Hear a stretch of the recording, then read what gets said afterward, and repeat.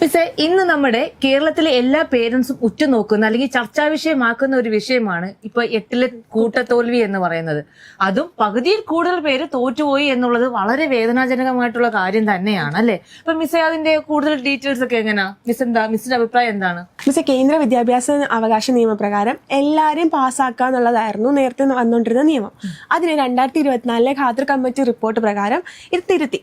അതായത് പഠിക്കുന്നവർ മാത്രം ജയിച്ചാൽ മതി, അല്ലാതെ എല്ലാവരെയും ജയിപ്പിച്ച് വിട്ടു കഴിഞ്ഞാൽ പിന്നീട് നമ്മൾ ഹയർ എഡ്യൂക്കേഷനിലോട്ട് പോകുമ്പോൾ അവരുടെ ഹയർ സ്റ്റഡീസിലോട്ട് പോകുമ്പോൾ അത് അവരെ വല്ലാണ്ട് ബാധിക്കുന്നുണ്ട്. കുട്ടികളുടെ സ്പെല്ലിംഗ് എറേഴ്സ് ആയിക്കോട്ടെ, അല്ലെങ്കിൽ സെന്റൻസുകൾ മേക്ക് ചെയ്യുന്ന മിസ്റ്റേക്സ് ആയിക്കോട്ടെ, അത് കൂടി വരികയാണ്. അപ്പൊ ഇത് പറയുമ്പോഴേ മിസ്സേ ശരിക്കും പറയാലോ, മിക്ക കുട്ടികൾക്കും എഴുത്തും വായന അറിയില്ല എന്നുള്ളത് പഠിപ്പിക്കുമ്പോൾ നമുക്ക് അറിയാൻ പറ്റും. ഞാൻ മലയാളം എടുക്കുന്ന ഒരു ടീച്ചറാണ്. എന്നെ സംബന്ധിച്ച് പല കുട്ടികൾക്കും അക്ഷരം നന്നായിട്ട് എഴുതാൻ സെന്റൻസ് മേക്കിംഗ് അറിയില്ല കുട്ടികൾക്ക്. അപ്പൊ നമ്മൾ തന്നെ വിചാരിക്കും ഇവരെങ്ങനെ ജയിക്കും?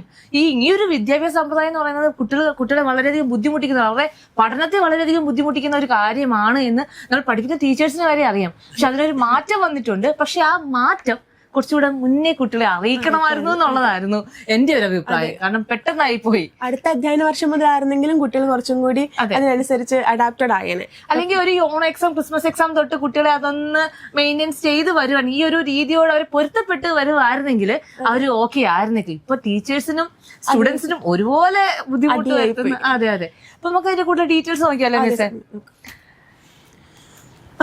ഇവിടെ നോക്കുകയാണെങ്കിൽ നമുക്ക് കാണാം, വയനാട്, കൊല്ലം ജില്ലകളുടെയാണ്. വയനാട്ടിലാണ് ഏറ്റവും കൂടുതൽ തോൽവി റിപ്പോർട്ട് ചെയ്യുന്നത്. ഏതാണ്ട് 6.3% തോൽവി വയനാട് ജില്ലയിലാണ്. കൊല്ലത്താണെങ്കിലോ തോൽവിയുടെ റേറ്റ് വളരെ കുറവാണ്. ഏതാണ്ട് 4.2% മാത്രമേ കൊല്ലം ജില്ലയിൽ തോൽവിയുള്ളൂ. അതുപോലെ തന്നെ 3,87,000 കുട്ടികളാണ് എക്സാം എഴുതിയിട്ടുള്ളത്. 8ന്റെ എക്സാം എഴുതിയിട്ടുള്ളത് 3,87,000 കുട്ടികളാണ്. അവിടെ തോറ്റത് 2,24,175 കുട്ടികൾ. എത്രത്തോളം സ്റ്റുഡൻസ് അവിടെ തോറ്റുപോയി എന്നുള്ളത് വളരെയധികം നമ്മളെ വിഷമിപ്പിക്കുന്ന ഒരു കാര്യം തന്നെയാണ്. കാരണം അവര് പഠിക്കണം എന്ന് വിചാരിച്ച് ഇത്രയും കുട്ടികൾ സ്കൂളിൽ വരണേ, അവരുടെ പേരൻസ് വിടുന്നതും അവരെ നല്ലൊരു ലെവലിലേക്ക് എത്തിക്കാൻ വേണ്ടിയിട്ടാണ്. എന്നിട്ടും അവർക്ക് ഇത്രയും തോൽവി വരിക എന്ന് പറയുന്നത് വളരെ വേദനാജനകമാണ്. ഞാനിപ്പോ പേരൻസിനോടൊക്കെ സംസാരിച്ചിട്ടിരിക്കുകയാണ്. ആദ്യമായിട്ടാണ് ഇങ്ങനെ കുട്ടികൾ തോറ്റു എന്നുള്ള വാർത്തയൊക്കെ അവരറിയുന്നത്. കഴിഞ്ഞ അക്കാഡമിക് ഇയർ വരെ എല്ലാവരും ഓൾ പാസ് ആണ്. കുട്ടികളുടെ മൈൻഡിൽ അങ്ങനെ സേവ് ചെയ്ത് വെച്ചേക്കാണ്, ഞാൻ ജയിക്കും, പഠിച്ചില്ലേലും ഞാൻ ജയിക്കും എന്നൊരു.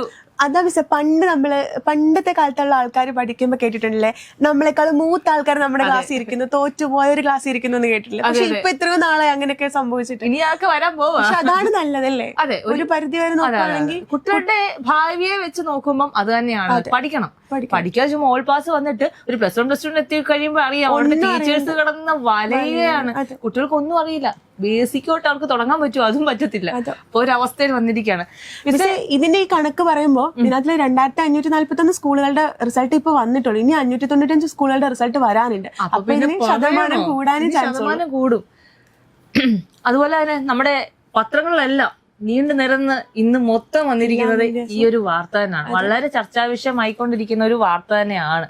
ഇതിനകത്ത് നമ്മൾ ഇ ഗ്രേഡ്, അതായത് ഇ ഗ്രേഡ് ആണ് നമുക്ക് തോറ്റുപോയി ഫെയിൽ എന്നുള്ള കാര്യം ഇ ഗ്രേഡ് വരുന്നതാണ്. അപ്പം പല സബ്ജക്ട്, ഇപ്പൊ ഏറ്റവും കൂടുതൽ സബ്ജക്ട് വന്നിട്ടുള്ളതെന്ന് ഞാൻ അറിഞ്ഞത് ഹിന്ദിക്കാണ് ഏറ്റവും കൂടുതൽ കുട്ടികൾ തോറ്റിരിക്കുന്നത്. 12.69% കുട്ടികൾ തോറ്റിരിക്കുന്നത് ഹിന്ദിക്കാണ്. പിന്നെ ഇംഗ്ലീഷിനാണ് ഏറ്റവും കുറവ് കുട്ടികൾ തോറ്റിരിക്കണം എന്നാണ് പറയുന്നത്. തോറ്റു എന്നുള്ള വേർഡ് തന്നെ പറയുമ്പോൾ ഭയങ്കര ബുദ്ധിമുട്ട്, സത്യം. അപ്പൊ നമുക്ക് അടുത്ത നോക്കാം. ഇത് നമ്മുടെ മാർക്കിംഗ് സിസ്റ്റം അതിനകത്ത് പറഞ്ഞേക്കുന്നത്. നമുക്കറിയാലോ 40 മാർക്കിലാണ് ഇവിടെ പറഞ്ഞേക്കുന്നത്. മിനിമം മാർക്ക് സ്കീം പറയുമ്പോൾ 30% മാർക്ക് വേണം നമുക്ക് പാസ്സാകാൻ, എങ്കിലേ നമ്മൾ പാസ്സാകൂ.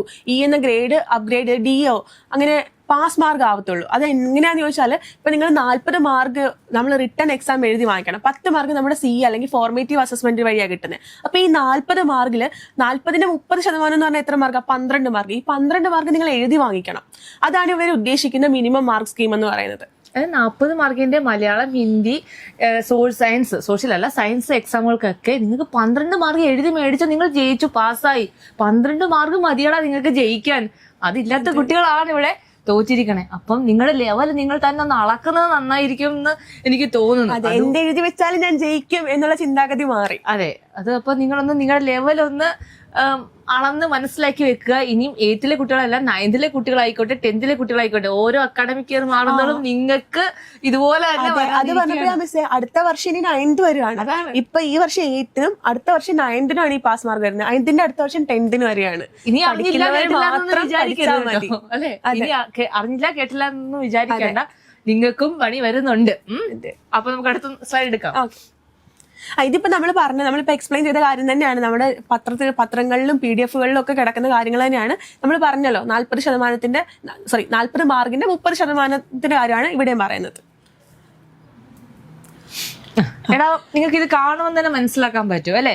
അതായത് ഒരു 80 തൊട്ട് 100 വരെയുള്ള ആ ഒരു മാർക്ക് കിട്ടുന്നവര് A ഗ്രേഡ് കരസ്ഥമാക്കിയവരാണ്. നിങ്ങൾക്ക് ഇത് കാണുമ്പോൾ മനസ്സിലാവും. അതിന് 60-നും 79-നും ഇടയ്ക്കുള്ളവര്, അതായത് 79-നും 60-നും ഇടയ്ക്കുള്ളവര് B ഗ്രേഡ്, 59-നും 40-നും ഇടയ്ക്ക് വരുന്നവര് C, 39-നും 30-നും ഇടയ്ക്ക് വരുന്നവര് D ഗ്രേഡ്, 30-ന് താഴെ വരുന്നവര് E ഗ്രേഡ്, അവരാണ് തോൽക്കുന്നവര്. ഓക്കെ, ക്ലിയർ ആയല്ലോ.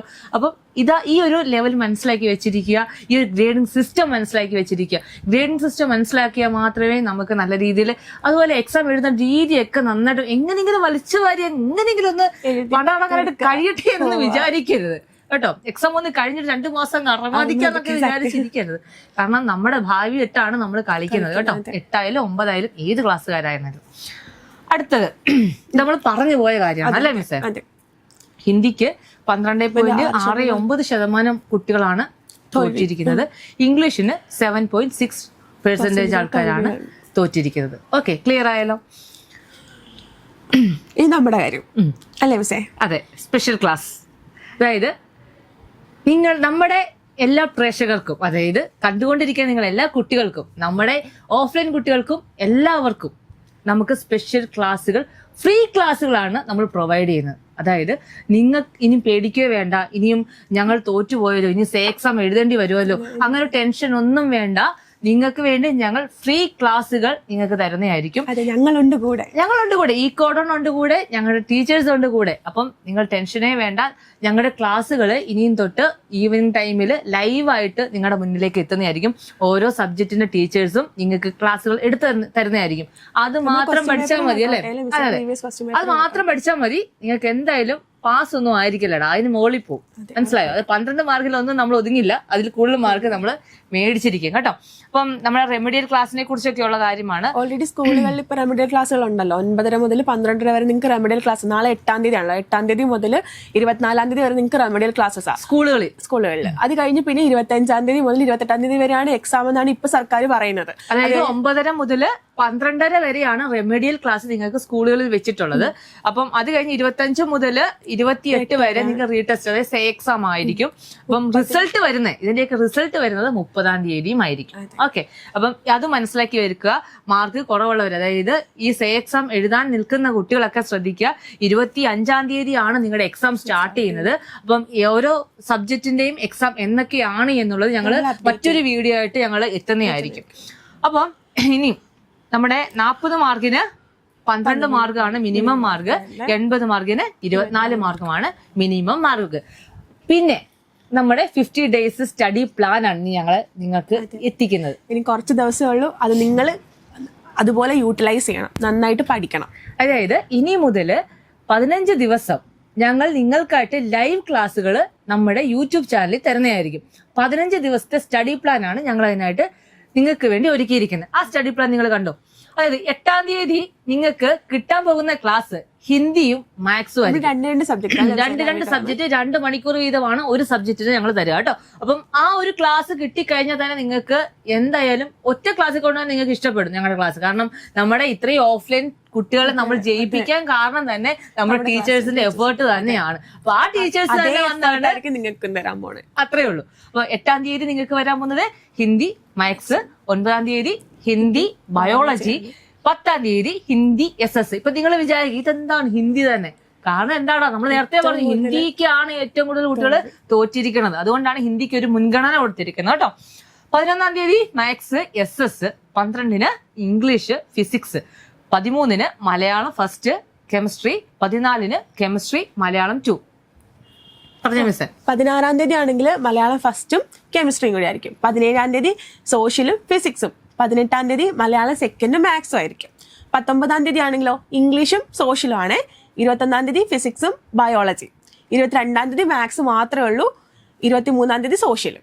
അപ്പൊ 24-ാം തീയതി നിങ്ങൾക്ക് എന്താണോ 25-ാം തീയതി എക്സാം നടക്കാൻ പോകുന്നത് ടൈം ടേബിൾ വരെ വന്നിട്ടില്ല. അതനുസരിച്ച് നമുക്ക് 24-ാം തീയതി ലൈവും ഞങ്ങൾ സെറ്റ് ചെയ്ത് തരുന്നതായിരിക്കും. ഇങ്ങനെയാണ് നമ്മുടെ സ്റ്റഡി പ്ലാൻ. 15 ദിവസത്തെ സ്റ്റഡി പ്ലാൻ ഈ രീതിയിലായിരിക്കും. നിങ്ങൾക്ക് ഏതൊക്കെ സബ്ജക്റ്റ് ആണോ ആവശ്യം ആ സബ്ജക്റ്റിന്റെ ലൈവ് ക്ലാസ്സുകൾ നിങ്ങൾ ജോയിൻ ചെയ്യുക. ഒരു നോട്ട്ബുക്കും പേനയും കൊണ്ട് മാത്രം ക്ലാസ് കയറിയാൽ മതി. കാരണം പഠിച്ചേ പറ്റൂ. ഞങ്ങൾ ഇവിടെ ഇടുന്ന എഫേർട്ട് നിങ്ങൾ അവിടെ ഇട്ടെങ്കിൽ മാത്രമേ നമുക്ക് ഒന്നിച്ച് മുന്നോട്ട് പോകാൻ പറ്റൂ. അതുപോലെ തന്നെ ഈ സമയത്ത് ഞാൻ പറയാം, ഇപ്പൊ 8ന്റെ നമ്മുടെ എക്സാമിന്റെ നമ്മൾ ക്ലാസ്സിൽ കൊടുക്കുന്നതിനോടൊപ്പം തന്നെ നമ്മുടെ 9ന്റെയും 10ന്റെയും ക്ലാസ്സുകളും കൂടി നമ്മുടെ ഓൺലൈൻ റൺ ആയിക്കൊണ്ടിരിക്കുകയാണ് അല്ലെ. ഓൺലൈൻ ഓഫ്ലൈൻ ഞങ്ങൾ റൺ ചെയ്തുകൊണ്ടിരിക്കുകയാണ്. ഓഫ്ലൈനും ഉണ്ട് ഓൺലൈനും ഉണ്ട്. അപ്പം അതിലും ജോയിൻ ചെയ്യാൻ താല്പര്യമുള്ളവര് നമ്മുടെ താഴെ കോൺടാക്ട് നമ്പർ കാണും, അതിലൊന്ന് വിളിച്ച് അന്വേഷിക്കുക കേട്ടോ. അപ്പൊ നമ്മുടെ ഓൺലൈൻ ഓഫ്ലൈൻ ക്ലാസ്സിലേക്ക് ജോയിൻ ചെയ്യാനുള്ളവരൊക്കെ ഓടിവായോ. എല്ലാവർക്കും നമ്മൾ സ്വാഗതം ചെയ്യുകയാണ്. അതുപോലെ നമ്മുടെ ലൈവ് ക്ലാസ്സിലേക്കും എല്ലാവർക്കും വെൽക്കം. അപ്പം ഇന്നത്തെ നമ്മുടെ വീഡിയോ ഇത്രയേ ഉള്ളൂ. ഒരു ചെറിയ വീഡിയോ, നിങ്ങൾക്ക് ഒരു ഇൻഫർമേഷൻ തരിക എന്നുള്ളതായിരുന്നു ഞങ്ങൾ ഇതുകൊണ്ട് ഉദ്ദേശിച്ചത്. പിന്നെ റെമഡിയൽ ക്ലാസ്സുകൾ നിങ്ങൾ ഏത് സബ്ജക്റ്റ് ആണോ നിങ്ങൾക്ക് പോയത് ആ സബ്ജക്റ്റിന്റെ റെമഡിയൽ ക്ലാസ്സുകളായിരിക്കും നിങ്ങൾ സ്കൂളിലും കയറുക. ഇവിടെ അത് തന്നെ ആയിരിക്കണം. ആ എക്സാമുകൾ മാത്രം റീടെസ്റ്റ് നിങ്ങൾ എഴുതിയാൽ മതി. ഓക്കെ. അപ്പം ഞങ്ങൾ അടുത്ത വീഡിയോ ആയിട്ട് എന്തായാലും വേഗം എത്തുന്നതായിരിക്കും. അടുത്ത ഇൻഫർമേഷൻ വീഡിയോ ആയിട്ട് ഞങ്ങൾ ടൈം ടേബിൾ ആയിരിക്കും. അടുത്ത.